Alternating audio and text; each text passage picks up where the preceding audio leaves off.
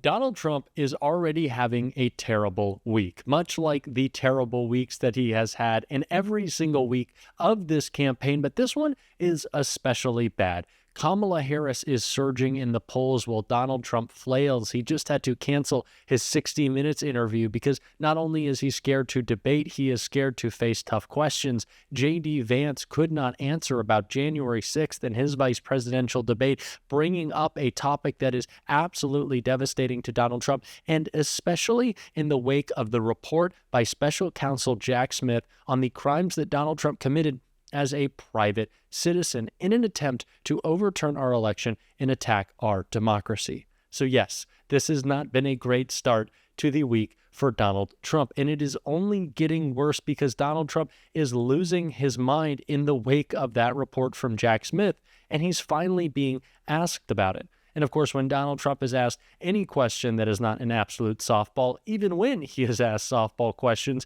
he completely combusts. In an exclusive interview with News Nation, that is exactly what we saw. Donald Trump absolutely lose his mind over being asked about Jack Smith's new report, and we are going to get into all of that. But before we do, if I could quickly ask you to leave a like on this video and hit that subscribe button. It goes a long way in supporting our channel and really means the world to me. Now let's get into this first clip from the interview. Yeah. Okay, so sir, obviously the Ohio controversy has been at the forefront for a while. Last night it was talked about again, a point of contention in the debate.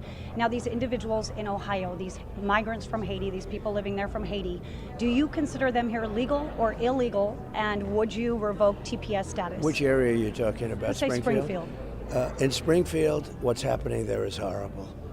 You have a beautiful community, 52,000 people, and about 30,000 people were put into that community rapidly, and the community is so nice and they want to be so politically correct.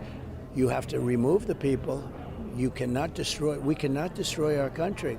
You had a beautiful, safe community. Everyone's in love with everybody. Everything was nice. It was like a picture community. And all of a sudden, in a short period of time, they have 32,000 more people in there. It doesn't work. It can't work. It has nothing to do with Haiti or anything else. It doesn't work. You have to remove the people and you have to bring them back to their own country.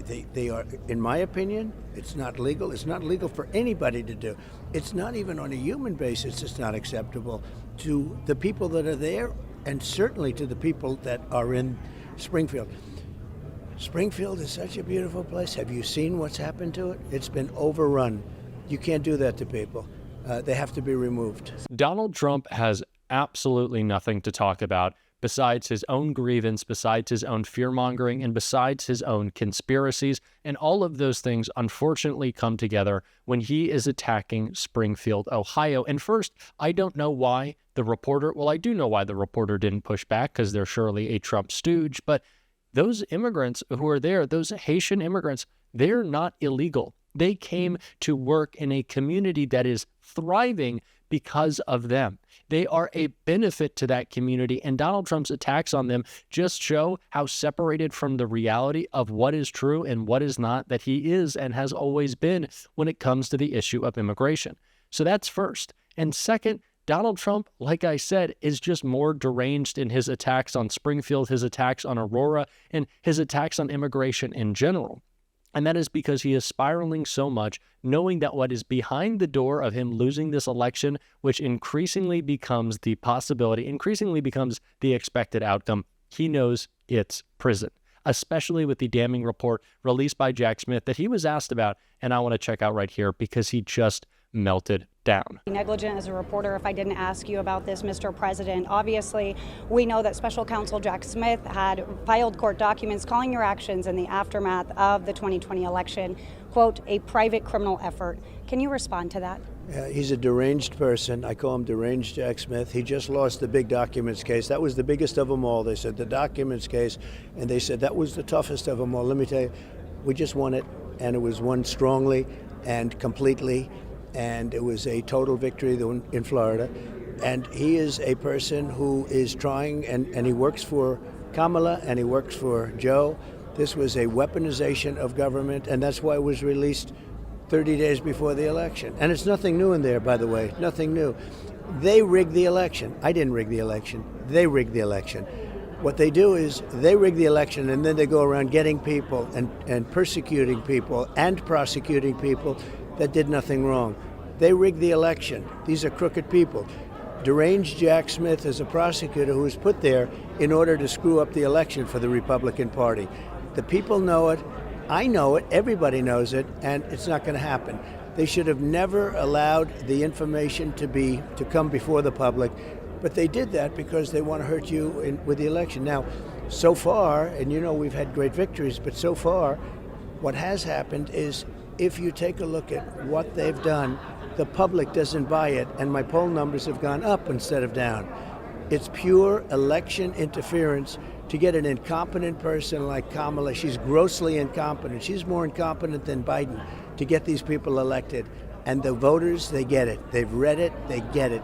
And it's already come out. Every single channel is calling it election interference. Ready? They rigged the election. The election was rigged. I didn't rig it. They did. There is a lot to unpack in that clearly crazed response from Donald Trump. And I do want you to stick around because there are other clips of him just absolutely losing it on other topics. But first, let's get into this one. You did not win your classified documents case. A corrupt judge who you appointed and is a stooge to you, just like your judges on the Supreme Court, threw it out, not because it was a fake case or you won it, but because they're corrupt. And much like you, they don't care about the rule of law. And in terms of election interference, is Jack Smith interfering with the election by talking about you interfering with the election, trying to overturn our democracy? I don't think so. I think that's just called stating criminality in him doing his job, him protecting democracy, the same democracy that you tried to attack. And of course, Donald Trump cannot handle that. He knows that he is not running for president, but running away from accountability. So it just drives him crazy, especially when there are so many things bouncing around in his aggrieved head. He's still also focused on his crowd size, which he was asked about here and really didn't have the best answer to. What kind of feelings, emotions does that elicit?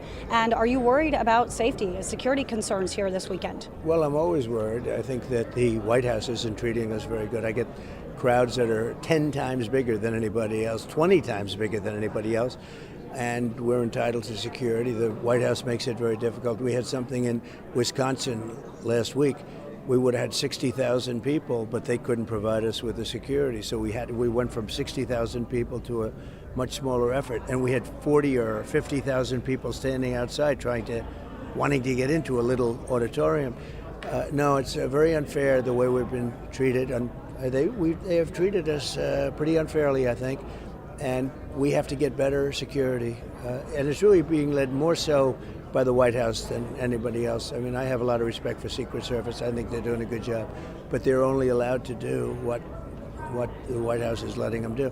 Now, I have to tell you that recently, and it was very interesting, they just approved more money for the Secret Service, and it was unanimous. It's the first unanimous vote I can remember in Congress. The Democrats voted for it too.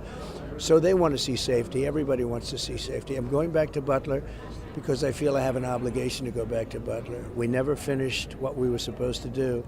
And I said that day when I was shot, I said, we're coming back. We're going to come back. And I'm fulfilling a promise. I'm fulfilling really an obligation. This is a man so caught up and consumed in his own grievance, he can't focus for even a second to put together a cogent or coherent campaign message. How could he possibly be president if he can't even focus on his own campaign? He couldn't. He can't. He shouldn't, and he won't. We have also already seen him fail at the job. How are we even having this conversation? This is a guy without plans, but if he does have a plan, it's written in a 900-page document called Project 2025 that's out to destroy our democracy and strip our government for parts and then sell them off to billionaires.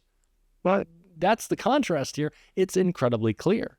And like I said, on Donald Trump's lack of plans, when you ask him about one of his key pieces of his agenda, his mass deportation plan, he's got no real answer. And if he did, it would be scary. But it's equally scary that he doesn't, and we can see that right here. It's not just South America, it's all over the world. They're coming in from Africa, they're coming in from the Congo, they're coming in from all parts of South America. But you know what? Less South America than people think.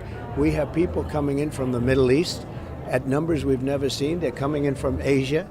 And it's not sustainable by us or by any country. And many of these people are up for murder. This election, this contrast, these two candidates, these stumbling, bumbling, rambling, angry. We could find some more ing words for Donald Trump. Maybe we can just use dumb and simplify it for him because his vocabulary isn't that great. The contrast between him and Kamala Harris, who is future-focused, forward-looking, and joyful in her approach to governing, not aggrieved all the time, couldn't be clearer. This should not be a competition. This should not be a close race. And the only way we can make sure it is not is by getting out and voting, getting out and supporting Kamala Harris, talking to our friends and family about this race every single day, being involved in our communities, and we are going to continue to do that on this show every single day. And if you want to support that, as always, you can hit that subscribe button if you are new. You can leave a like on this video. You can drop a blue heart in the comments. Until next time, I'll see you soon.